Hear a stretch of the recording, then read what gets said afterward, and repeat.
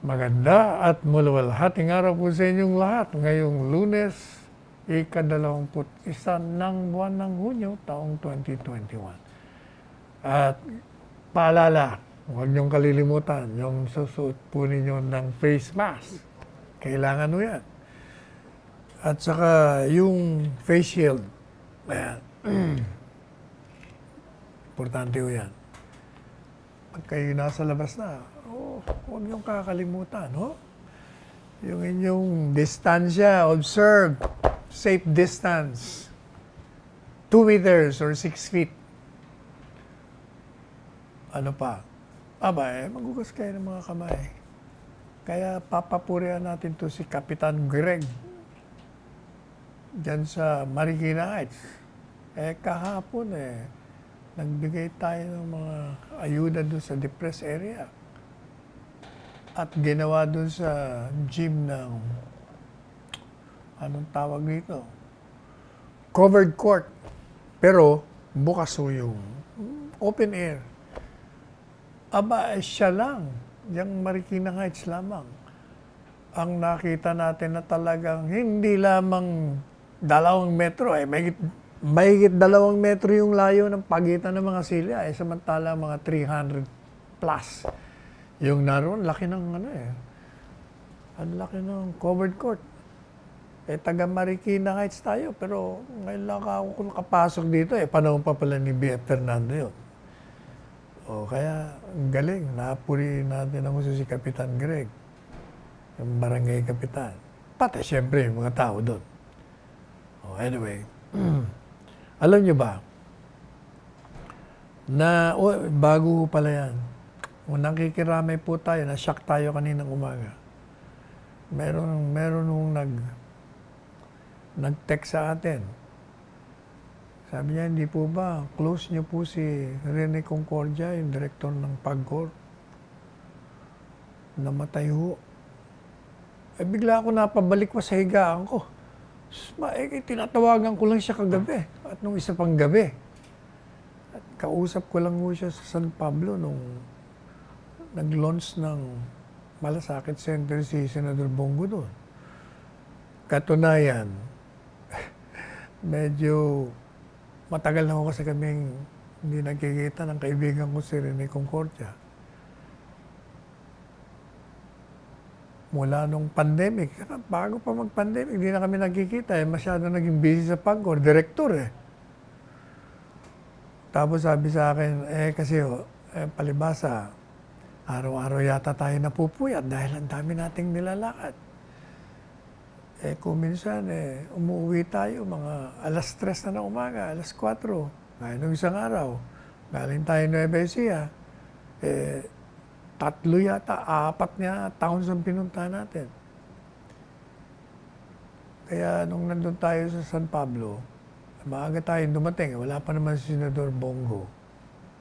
Natulog muna tayo sa van. Yung pala sabi ko nung kasama natin, Sir, kaibigan niyo raw yung Rene Concordia. Kanina pa rito, kinakatok nga ako kayo. Pinubuksan naman namin pinto, pero talagang tulog na tulog kayo. Nakatatlong balik. Yung pangatlong balik niya, Rene. Sabi niya, Padre, kanina pa ako nandito.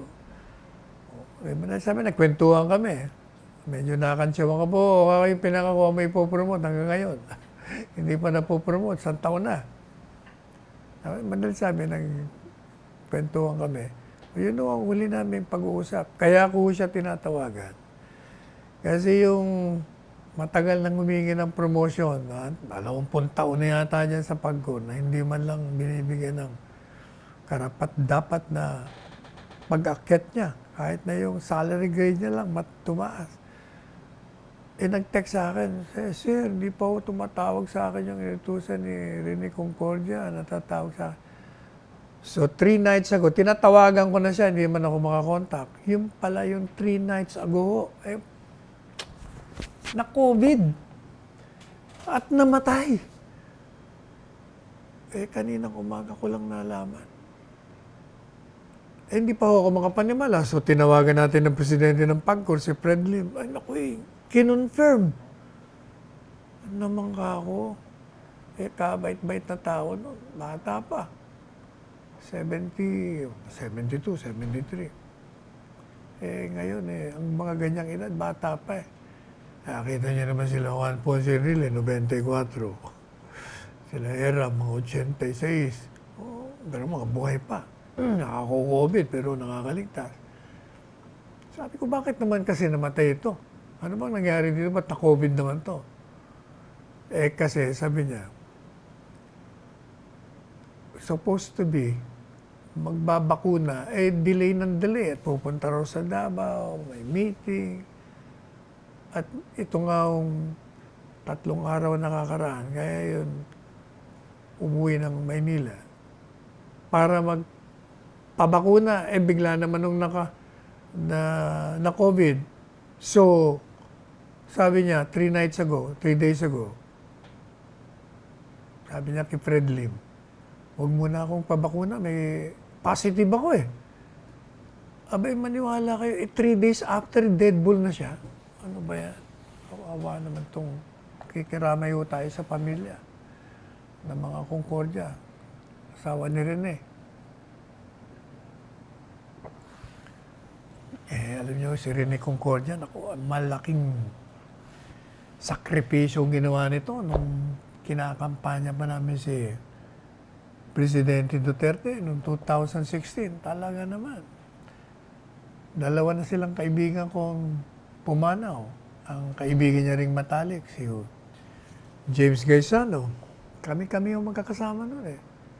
Ayan, iniwan na tayo. Kaya mag-ingat po kayo. Naku, huwag niyong minus-minusin itong coronavirus na ito. Talaga namang papatayin kayo nito. Kahit na kayo may bakuna, yun, walang bakuna. Yung mga nababakuna nga, kita nyo sa Indonesia. Ilang daang workers yun, health workers. Tinuro ka ng Sinovac. Nadali rin. Kaya dito sa atin, pag meron ng mga protocols, huwag na tayo masyadong nagre-react. Gaya ng mga overseas workers natin, yung mga galing sa labas, o yung mga returning residents natin. Complaining sila dun sa 10 araw, na may quarantine. Binabato 7 days. Ayaw pa rin nila. Alam nyo, naiintindihan natin. Kasi, yung iba nga naman, kaya yung umuwi. Dahil may mga mahalagang bagay. Either may namatayan, may bibisitahin, may aasikasuhin. Tapos 10 araw lang silang binigyan ng bakasyon ng mga amo nila. Pagkatapos naka-quarantine ka, paano na? Di wala. Oo nga naman. Pero alam nyo, habang nauunawaan po natin, ang buhay ng isang tao ay napakahalaga. Lahat ng mga yan, walang mangyayari. Anong gusto nyo? Mamatay? O meron pa kayong buhay upang maalagaan nyo yung mga miyembro ng pamilya nyo? Ngayon, ang solusyon doon sa mga umuwi na sinasabi nilang 10 araw lang ang bakasyon nila, 7 araw lang. Wag na muna kayo umuwi. Maiintindihan na ho yan. Maiintindihan na ng mga mahal nyo sa buhay. Halimbawa, may namatayan kayo. Pagkatapos, hindi nyo naman mapupuntahan dahil magka-quarantine pa kayo, pagdasal nyo na lang. Bisitahin nyo na lang pag nailibing na. Anyway, nauunawaan na ho yan ng mga kaluluwa ng mga pumanaw. Alam na ho nila ang sitwasyon. Huwag na ho nating pagpilitan na luwagan natin, ang kapalit naman buhay natin. Naku, mahirap po yun. Kaya ako sabi nung DOH, yung Delta variant na tinatawag, na unang lumabas ito sa India, Alam niyo po ba na 40 to 60% daw transmissible ito kesa dun sa naunang alpha variant na natuklasan naman sa United Kingdom. Kaya daw po yung mga pasyente na nahawaan ng Delta variant, sa ngayon sa Department of Health, ito raw, mas tumatagal sa ospital kesa dun sa mga nahawaan ng mga ibang variants. Yun daw pong Alpha UK variant, 60% more transmissible. Pero daw itong Delta variant, nako, mas dadagdag pa. Yung 60% na yung UK, magdagdag ka pa ng 60% more. Yun, mas matindi itong Delta variant. Palagay ko, ito yata dumali doon sa kaibigan kong Rene Concordia. Kasi ito, wala nang ginawa rin ito, kundi ikot ng ikot doon sa mga branches ng PAGCOR. Kung ano-anong trabaho ginagawa rin ito. Kaya sabi ng DH, yung Delta variant, kailangan maging isang dahilan to para maalarma tayo na kailangan talaga ipatupad po natin yung mga protocols, pagsusuot ng mask, ng face shield, paghuhugas ng kamay, pag-observe ng social distance. Kaya pinapaalalanan po ng DOH yung mga lokal na mga government units natin na patupad po ninyo yung, hindi ba meron tayong programa, Prevent, Detect, Isolate, Treat, Reintegrate, Response. Oh. Gawin po natin yun. Anyway, sana po maging maingat tayo, doble ingat, triple ingat. So, kailangan, wala ko talaga tayo magagawa kundi mag-ingat at sumunod sa mga protocols. Kasi yung mga eksperto sa dito sa bakuna, yung pong si Dr. Nina Gloriani, alam niyo ba sabi niya? Hinihikayat niya yung publiko na maging sobrang ingat, very careful. Kailangan talaga maingat na mag-iingat kasi daw, yung panganib nitong COVID-19,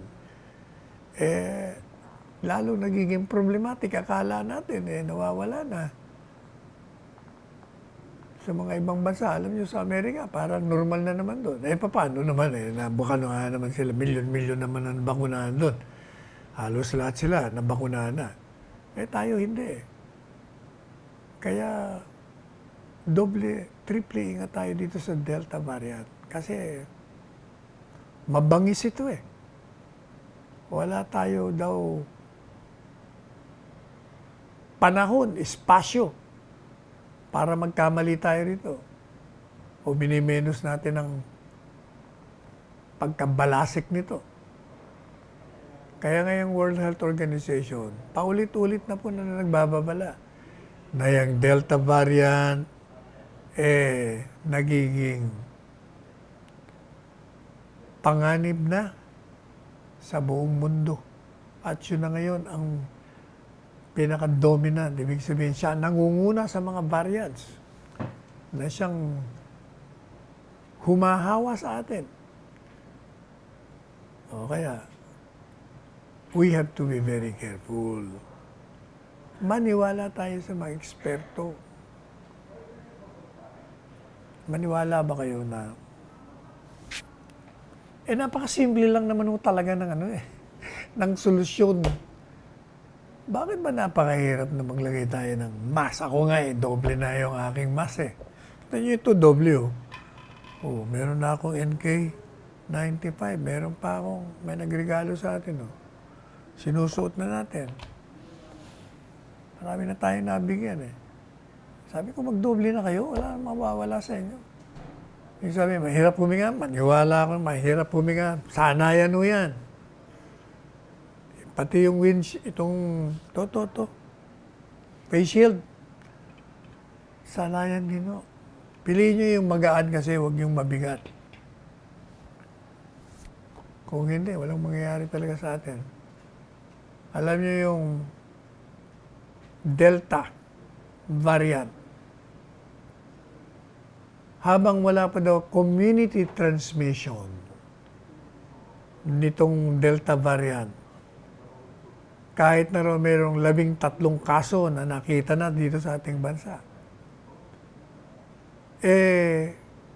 mukha namang hindi pa kumakalat. At mukha namang na pahinto natin ang pag-spread o pagkalat nito. Pero minumonitoro natin ang gusto yan. O ano sabi ni Dr. Salvana? Katunayan, alam nyo, hindi ba meron tayong Senate na June 16 para yung pagpapatupad ng mas maiksing 7-day. Kasi 10 araw ginawa natin 7-day. Dapat sa June 16 gawin na natin 7-day. Nako, hindi, teka muna, sabi niya, Dr. Salvana, gawin muna natin June 22. Para dun sa mga incoming international travelers na nabakunahan na. Ito, nabakunahan na ito. Sa madalit sabi, yung mga pasahirong darating bago dumating yung June 22, kayo na ang umunawa. 10 araw muna kayo mag-quarantine. At magsa-swab-test kayo sa 7 araw. At tapusin nyo yung 4 na araw na quarantine doon sa inyong bahay. Bago tayo luwagan ng 7 araw. O, teka muna. Magpahinga muna tayo sandali. Balikan po natin kayo.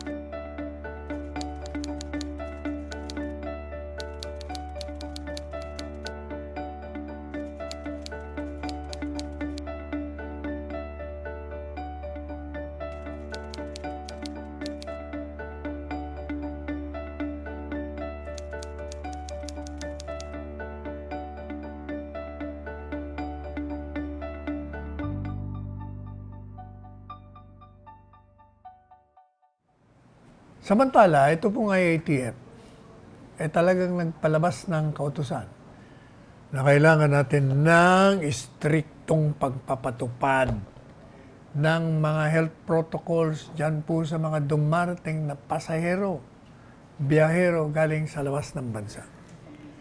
At hindi po natin ito-tolerate, hindi natin ikukonsinti ang anumang paglabag, anumang mga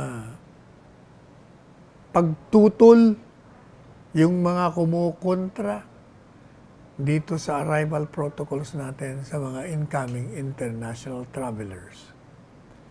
Kaya itong ating pamahalaan ng Pandemic Task Force, pinagalaw na po lahat ng mga ahensya ng gobyerno. Kasama na yung transport, yung mga police natin, military units, na mahigpit na ipatupad ang mga protocols sa mga dumarating na mga biyahero at biyahera upang mapahinto po natin yung pagkalat, pagkahawa nitong coronavirus. Kaya sabi po ng IATF sa kanilang pinakahuling direktiba, kasunod ng mga balita na yung probinsya ng Cebu ay patuloy na pinatutupad yung kanilang swab test upon arrival policy for returning Filipinos na iba sa patakaran ng gobyerno pangnasyonal. Sabi nila, kailangan sundin nyo. At kailangan patupad nyo yung current testing and quarantine protocols na inaproba ng IATF para sa mga dumarating na mga travelers sa lahat ng mga ports of entry dito sa Pilipinas, regardless kung meron man kayong ibang protocol na inisyo ng local government units. Teka muna. Pag-usapan nga natin yung Cebu. Kasi, alam nyo, nauunawaan natin si Governor Gwen Garcia. Nakausap po siya natin Meron din siyang, unang-una sinasabi niya na pakisabi mo naman, Secretary Sal, kay Presidente na hindi naman totoo na kami lumalabag, na ayaw naming sundin ng protocol na inilabas ng IATF. Sapagat, ang naging suliranin namin, meron kaming ordinansa, na ang ordinansa rito, kakaiba dun sa binaba ng protocol ng IATF. Siyempre, sabi niya, I'm caught in a bind. Paano? Ordinansa paano kung labagin ko yan? Ako naman ang mapapasama. At saka yung mga health protocols naman natin dito, mukha namang matagumpay. At yung mga expert namin dito, yun naman ang sinusunod namin. Pero alam nyo, pinarating ko nga ako kay Governor yung mga concern ni Governor Gwen. Kagabi kay Presidente Duterte, nagkausap po kami sa telepono. At naiintindihan naman po ni Presidente Duterte si Governor Gwen Garcia. Kaya lang, sa ngayon, dahil nga ako dito sa mga Delta variants na ito, mukhang talagang kailangan sumunod muna tayo. After all, pag-aaralan pong lahat yan, Governor Gwen. Ako personally, nauunawa ko si Governor Gwen Garcia. Kasi nga, ang problema nga daw nila doon, yung gaya ng sinasabi ko sa inyo, yung mga umuwi, 10 araw, 7 araw lang yung kanilang vacation leave. Ika-quarantine mo nga naman ng 10 araw, di tapos na. Pangalawa, siyempre, yung pangunahing dahilan kung ba't sila umuwi, para maging useless. Pangalawa, sabi nila, sabi ni Governor Gwen, pag yan nilagay mo sa quarantine sa mga hotel, hindi lahat ng hotel na monitor ang ginagawa ng mga nagka-quarantine. Baka lalo pang nagsasabog yan ng mga variants nila kasi di mo malaman kung lumalabas yan, kung saan nagpupunta. Bakit kanyo hindi sabi ko nga, bakit naman hindi nakaka-quarantine sa hotel? Paano, sabi niya, puro takot din yung mga nandun sa hotel. Katunayan, hindi nga daw nakakalabas. Yung mga nakaka-quarantine, hindi napupuntahan ng mga personnel ng hotel. At hindi nga napapalitan daw yung mga bedsheet. Pero yung bedsheet, hindi mo papalitan 7 araw, 10 araw. Lalo na, may mga germs doon, virus. Alam nyo, naiintindihan natin din ang concern ni Governor Gwen. Kaya lang, nauunawaan din naman natin yung patakaran na pinatutupad ng pamahalaan, pang-nasyonal. Kasi ang concern naman ng national yung kaligtasan, yung buhay. Buhay mo, nakataya kasi rito. Di ba sabi natin sa inyo kanina, wag na muna kasi kayo umuwi. Pagpaliban nyo na muna hanggat hindi tayo nagkakaroon ng herd immunity para wala na tayong problema sa mga quarantine. That's the only solution. Suspend all your travels. Stay put muna kayo doon sa Middle East o kung saan lugar kayo nagtatrabaho. Pauunawaan na yan. Hindi na kailangan kayong umuwi muna. Dapat intindihin natin. Kaya sabi naman ni Presidente Duterte, ako naman wala akong sinasabi na maaaring sabihin na hindi ko gustong ginawa ni Governor Gwen. Intindihan ko naman siya. Kaya lang, sabi niya, alam mo, kailangan talaga natin, ipatupad muna natin to hanggat hindi tayo nagkakaroon ng herd immunity. Mas maganda yung mas maraming at matindi ang higpit kesa mas maluwag tayo, buhay naman ang ating aanihin. Hindi po ba? O kaya, ganun muna ang gawin natin. Let's follow the rules. Yun ang rules ng ordinance, hindi naman pa pwedeng prevail sa national policy. Hindi naman, yan naman mga temporary lang ho yan. Basta tandaan nyo, wala ho tayong protocol, wala tayong mga regulasyon na pinatutupad na ang layunin para kayo bigyan ng problema o bigyan ng sakit o bisitin kayo. Kung hindi, ang layunin ho niyan iligtas ang buhay ninyo, ng buhay ng katabi nyo, at ang buhay ng pamilya nyo. Hindi nyo malalaman kung sa loob ng 7 araw o 10 araw kayo'y madapuan ng COVID-19, lalo na yung Delta variant na napakabangis at napakabilis ng transmission. Samantala, ito naman si Ate BP Lenny. Ano na naman, Ate BP Lenny? Ayang ka na naman. Nagre-reklamo ka na naman. Sabi niya, kailangan i-release niyo yung mga quarantine policy on fully vaccinated OFWs.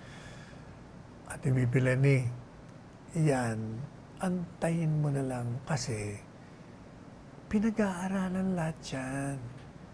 Palaging kinukonsulta mga experts, mga doktor, hindi basta kara-karaka. Walang pakundangan, maglalabas ka ng quarantine policy. Nakita mo nga, yung policy na, iluwagan natin, gawin nating 7 araw, huwag na munang 10 araw. Di ba? Dapat June 16. Pero nung makita ng expert, teka muna, huwag natin ituloy. Ihabaan muna natin. Ganon, BP Lenny. Ikaw naman Alam mo ano naging problema mo, Ate BP Lenny? Sabihin ko sa'yo anong problema mo. Your problem is, meron kang weekly radio program. Pag wala ka ng issue, naghahanap ka ng issue. Humanap ka ng magandang issue na makakatulong sa bayan. Hindi yung magpapadagdag ka ng problema. Di ba? Huwag mo nang, hinahanapan mo ng issue ang gobyerno, yun namang inihahain mo. Hindi naman, walang batayan, kumbaga. Quarantine policy.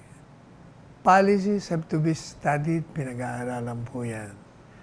Nang masusi, ng maselan, at BP Lenny. Ngayon, kung wala kang issue, alam mong gawin mo. Gayahin mo ang programa natin. Dahil araw-araw tayo, di ba? Ikaw nga, once a week ka lang lalo na siguro kung everyday ka ng programa. Tayo, dahil marami tayong lakad na iba, kung minsan, hindi na tayo pwede mag-live. Walang oras ang ginagawa natin, yung mga mahalagang bagay na hinihingi rin na i-replay. Huwag ho tayong pumilit na wala tayong pag-uusapan na issue. Gagawa tayo ng issue. Naku, magkakaproblema ka dyan, Ate BP Lenny. Pag walang issue, hindi wag ka muna mag-programa. Hayaan mo yung partner mo, magdadaldal siya doon. O kaya patugtugan ng musika. Ganun ang style dyan. Anyway. Alam niyo yung grupo ng mga OFW. Ayun, yun din ang reklamo nila. Sabi nila, pwede ba? Luwagan niyo naman yung mga rules para sa mga kaming mga dumarating ng OFWs. Nako, kayo naman. Umatino kasi sila ng congressional hearing dyan sa Lower House Committee. At yung iba't ibang leader ng OFW, mga non-governmental organizations, medyo kinakanti yung Department of Health. Dahil daw hindi pinapakinggan yung kanilang pakiusap na yung mga nabakunahan na bumalik na mga returning OFWs, wag naman daw pilitin na gawing 10 hanggang 14 ang quarantine. At ito namang mga nasa Cebu, yung arrival protocol nila na sinuportahan. Kasi sa 3 araw lang sa subtest ka. Pagkatapos yung quarantine mo sa bahay. Pero nga, alam nyo, hindi naman sasama ang loob nyo. Tandaan nyo, mga OFW, love na love nga kayo ng Presidente. Kayo na nga ang pinaglalaban unawain nyo naman ang pamahalaan. Para sa inyo po yan. Kaya itong DOH at IATF, kahit na naiintindihan kayo, hindi po papayag din ito. Naluluwag tayo, nandito yung Delta variant na paikot-ikot, naghahanap ng mahahawaan, napapatay ng Pilipino. Di tayo siyempre, on guard ka palagi. Ganyan ho yan. Kaya wag na muna kayo. Relax. Wag na muna kayo umuwi. Diyan muna kayo. Kung ano man ang problema ninyo, halimbawa, meron kayong problema dito sa Pilipinas, paratingin nyo sa OWA, paratingin nyo sa Malacanang, paratingin nyo kay Secretary Bello, kay Secretary Teddy Boy Locsin. Basta problema kaugnay sa inyong pamilya, paalamin nyo sa amin, gagawa natin ng paraan. Huwag na muna kayo umuwi ho. At baka tayo madali. Anyway. Alam nyo, habang nagsasalita tayo, yung mga nandyan sa IATF, yung mga eksperto natin, nag-aaral, sinusuri kung pwedeng magkaroon tayo ng standard quarantine protocol para sa lahat ng Pilipino na nabakunahan na dito sa bansa. Kaya naman doon sa pinanggalingan nila, mga ibang bansa. Iniisip po na kung nabakunahan ka na, at talagang nabakunahan, kasi meron din ang bobolan na bakunahan. Kailangan may prueba, hindi mo ba?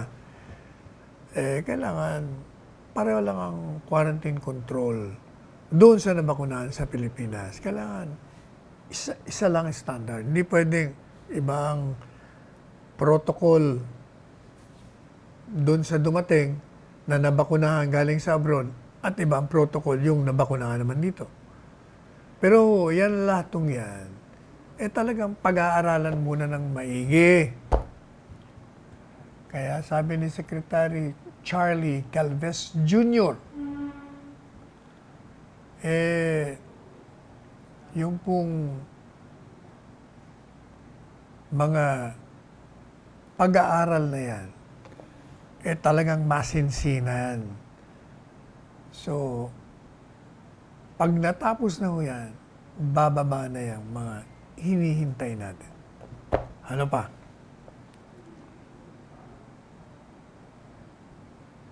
Meron nung magandang balita doon sa mga mahihilig sa Pfizer. Hindi ko naman maintindihan sa inyo, bakit mahihilig nyo sa Pfizer at Moderna? But anyway, doon sa mga mahihilig sa Pfizer at Moderna, meron nung 40 million doses of Pfizer na nabili na tayo. May nabili na tayo at darating ito sa Agosto. Ito, inannounce si Secretary Charlie Calves nung linggo, kahapon. Sabi niya, natutuwa ako na i-report po sa inyo na yung Pfizer company, pumayag na. Nagkaroon na kami ng negosasyon, nagpirmahan na kami kasama Secretary Duque na susuplayan po tayo ng pinakamalaki and most decisive deal we had for 2021. 40 million doses of Pfizer. 40 milyones. O, biro nyo 40 milyones. O, di 40 milyones ang tuturukan nito. O. Alam niyo ba kung ano kung paano natin ito bibilihin? Itong 4 na milyong bakunang ito, ito'y ipipinance ng Asian Development Bank. Anong ibig sabihin? Mga kritiko, yung mga senador naman sabihin niya, may korupsyon na naman dyan. Wala akong korupsyon kasi yung utangan natin, babayaran nilang direktamente yung Pfizer. Wala akong darang sa kamay ng mga opisyalis. Meron silang sinusunod na direct disbursement scheme kung saan ang bayad dinidiretso doon sa fund manager ng mga vaccine manufacturer. Kaya sa pamamagitan nitong transaksyon na ito, yung pong mga maghahasik na naman ng mga espekulasyon, mga akusasyon na mayroong korupsyon, wala akong katotohanan yan. Transparent ito. Huwag kayong magpapapaniwala dyan sa mga kritiko o yung mga senador sa oposisyon na sinisiraan ng pamahalaan. So, dahil dito sa supply agreement na bago, meron na tayong delivery na inaasahan 113 million doses sa 5 manufacturers. Ano-ano yon? Sinovac, meron tayong 26 million doses. Yung Sputnik, meron tayong 10 million na doses. 20 million doses naman from Moderna. 17 million doses from AstraZeneca. And 40 million doses naman from Pfizer. Pati itong COVAX facility, ito libre.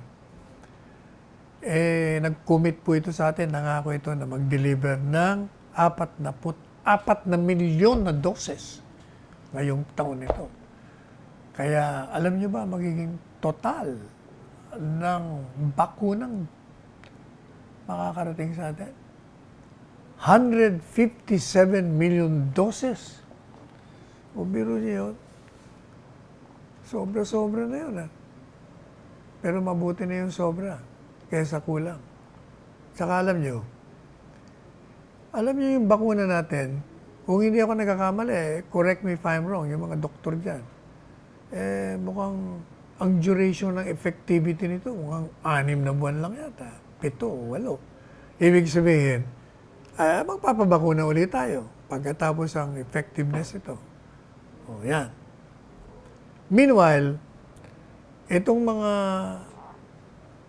tatawagan natin pansin, yung mga pasaway na senador, pasaway na mga kritiko, kolumnista. Hindi mo ba natatandaan nyo?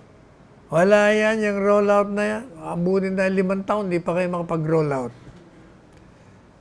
Ni 1 milyon, di kayo aabot. Yung mga kantsaw nila po noon. Pero alam nyo ba kung ilan na ang nabakunahan? 8 milyon na po. 8 milyon. Pero niya, 8 milyon. Mantalang sinasabi nun, naku, 5 taon ba yan? Walang mangyayari dyan. Walang bakunang darating. Hindi kasi bumili ka agad. Mantalang yung mga nauna sa ating bumili. Ayun, hanggang ngayon, wala pang 2 milyon ang nababakuna sa kanila. Kaya, tinignan po ng mga interesado yung data, yung record ng National Vaccination Operation Center. 12 magkano? 8,000,000. Maabot 8,000,000. 50,711 turok ang naibigay na sa ating mga kababayan. At wala pong tigil, iigtingan pa ang kampanya sa pagbabakuna. At sa pangkasalukuyan, 94,024% ng 1,000,000, 53,373 healthcare workers, nasa A1 ho itong priority, ay nabakunahan na. At yung mga senior citizen na nasa A2 group naman, 1,939,599 ang nakatanggap ng kanilang unang bakuna, at yung 536,476 naman, talagang nakadalawa ng bakuna.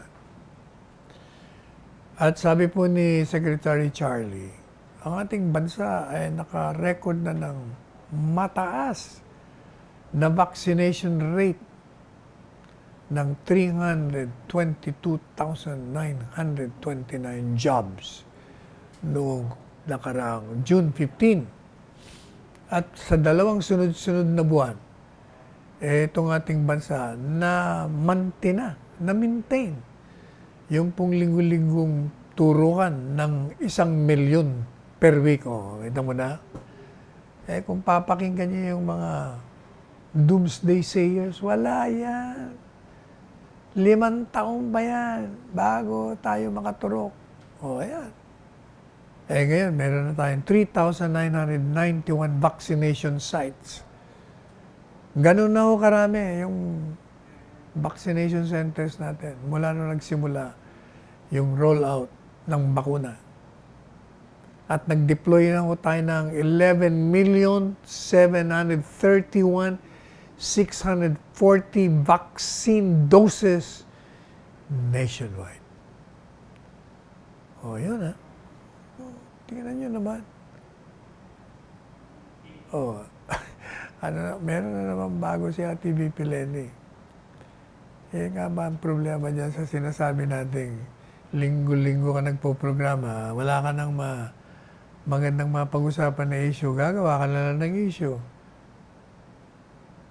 Ito naman si Ate VP Lenny, ito naman ang mga payag niya. Kailangan daw mas maraming testing and vaccines sa mga lugar na malayo sa sa Maynila na nagkakaroon ng pagtaas ng bilang ng COVID-19 cases. Ito yung kanyang panawagan sa kanyang Radio Weekly show. At sinasabi niya yung high infection rate dito sa labas ng Maynila. Yan nga ba sinasabi natin Alam na natin yun, VP Lenny. At yun, ginagawa na yun. Sabi niya, parang sirang plaka tayo na nagdadagdagan yung testing. Hindi, Ate VP Lenny, mukhang ikaw mukhang sirang plaka ka Yung paulit-ulit na mga sinasabi mo na hindi mo na dapat na sabihin. Kasi nga, alam na natin at alam na ng gobyerno at may ginagawa na. Yun. Kapoy. Napapagal na ako sa iyo Anyway, tingnan muna. Pahinga muna tayo. Nanunuyo na lalamunan natin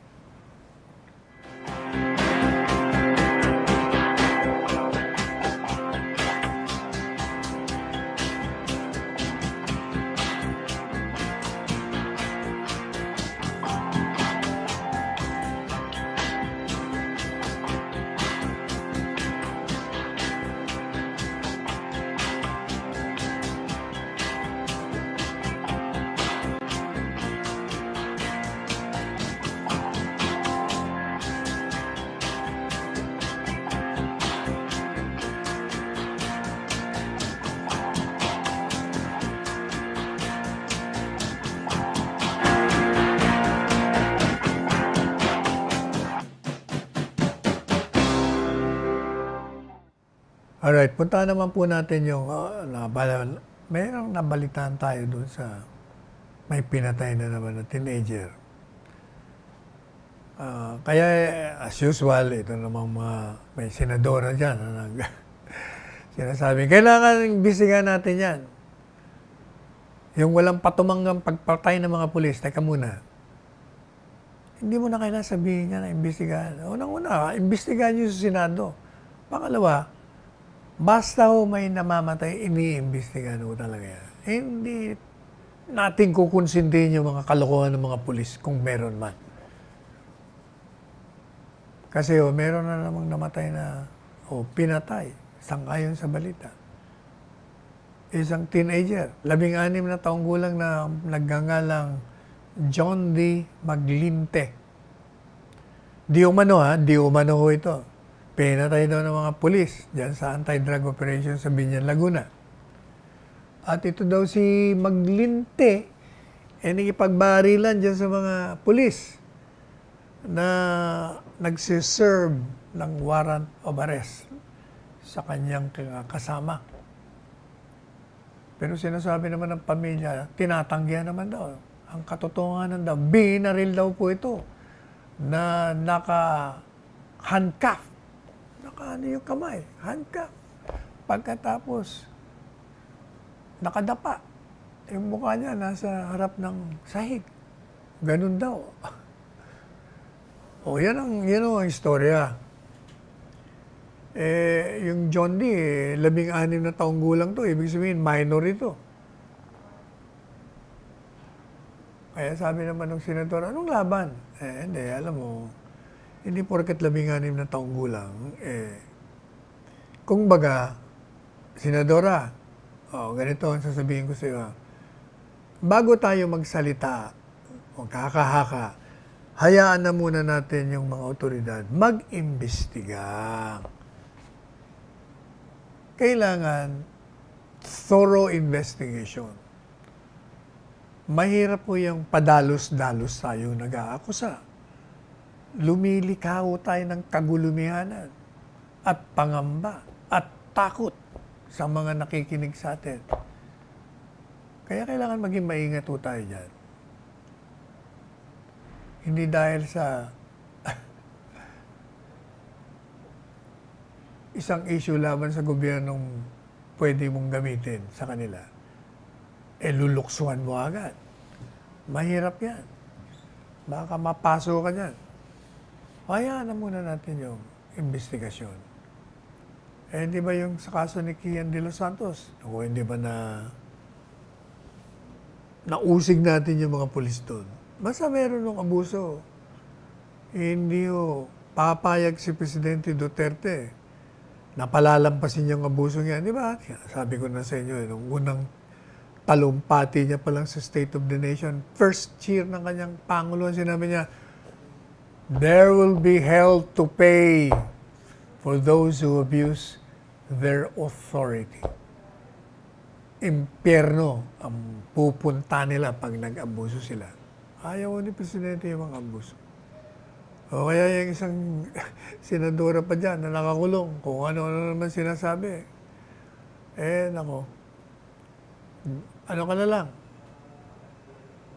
Buti pa, lumuhod ka dyan, manalangin, tingnan mo kung anong mga kasalanan mo sa gobyerno, at aminin mo na lang. At kung hindi yung mga pinatatapon mong mga akusasyon na naman, mga sinasabi mo, itong pagpatay ng mga bata, huwag kang ganyan. Sabi nga ni General Elizar, teka muna, puro lang naman hearsay yung naririnig natin . Sabi ni ganito, sabi ni ganyan, sabi ng reporter, imbestigahan muna. Tama yan si General Elizar. Palagi tayong, hold your horses. Do not be judgmental. Huwag kagad kayong nag-aakusa. Pag nandiyan na investigasyon, yan, banatan natin. Hindi lang banatan. Ang banat, walang kwenta yung banat. Usigin natin sa hukuman. Idemanda natin. Kaya yung PNP, nagsasagawa na po ngayon ng investigasyon. Pati yung Commission on Human Rights. Pero kailangan gawin ninyo yung thorough. No stones left unturned, kumbaga. Kailangan puntahan nyo, mangalap kayo ng mga impormasyon. Dahil alam nyo kung minsan, bibigyan din kayo ng mga wrong info. Feed kayo ng mga peking impormasyon. And on the basis of that, nako, talon nga agad tayo. Masusunog tayo niyan. Kaya tayo, hindi nyo ba napapansin ang programa natin? Nako, napakaingat tayo hanggat hindi natin babalidate. Kahit nakilala natin yung pinanggalingan na kapanipaniwala, tinatawagan natin. Ito ba totoo? Sinabi mo ba ito? Oh, yan. Oh, anyway. Oh, ganyan o. Just keep your mouth. Ito, I'm referring doon sa mga kritiko. Lockdown muna kayo. Meanwhile, ako, ito na naman mga oposisyon. Wini-welcome daw nila yung ICC. Yung Office ng Prosecutor, si Fatou. Ano ba ito si Fatou? Fatou Bensouda. Na bago mag-retire, nag-rekomenda. Pinaliwanag na ho natin to . Unang-una, walang jurisdiction kayo, ICC. Kasi yung batas ng Rome Statute, hindi naman napatupad yan dito. At pagpalagay mo ng may jurisdiction kayo, kumalas na ang Pilipinas, ang pamahalaan. At yung sinasabi po nila, na yung pagkalas ay hindi maapektuhan ang jurisdiction ng ICC, pag nasimula na yung investigasyon. Kaya tuloy pa rin daw investigasyon kay Presidente Duterte. Pinaliwanag na ho natin sa inyo to. Uulitin natin dahil makukulit dito mga detractors ni Presidente Duterte. Yun ng Rome Statute maliwanag. Na kung miyembro ka, kumalas ka, pero nasimula na yung imbestigan sa'yo. Nang hukuman, no? Nakalagay napakaklaro Court. Hindi naman court itong si Fatou Bensouda. At saka, itong sinasabing investigasyon, wala pa nga two things. Unang-una, wala naman ng investigasyon. Kasi nakalagay doon, criminal investigation. Yun yung examination, by their own admission, preliminary examination lang. Titingnan muna, teka muna, yung bandemanda o yung information na tinanggap ng ICC, yung nirereklamo mong bansa o head of state, meron bang kinamit na krimen yun? Kasi meron ng jurisdictional crimes na tinatawag genocide, yung mga crimes against humanity. Nandun ba yan? Kung papasok yan, may tanong pa. O yung pambansang yan, o ba yung lugar na yan, meron bang kakayahan yan na usigin yung mga may kasalanan?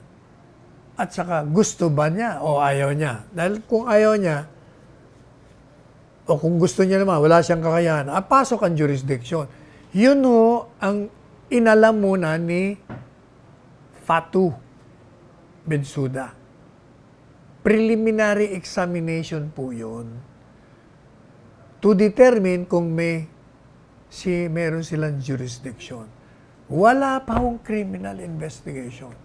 Yung sinasabi ng Rome Statute, yung simula ng criminal investigation na nasimulan na ng hukuman, meron na kung baga ng hukuman pumasok na, nakalagay doon court yun ang kinakalimutan nila. Pinagpipilitan nila na meron ng investigasyon. Hindi. Preliminary examination lang. Ang sinasabi ng Rome Statute, yung naimbestigahan na ng court, International Criminal Court, hindi nung prosecutor. Ano ba kayo? Naman ay, nako, kapoy na kayo. O, teka muna, nabot na tayo ng oras siguro.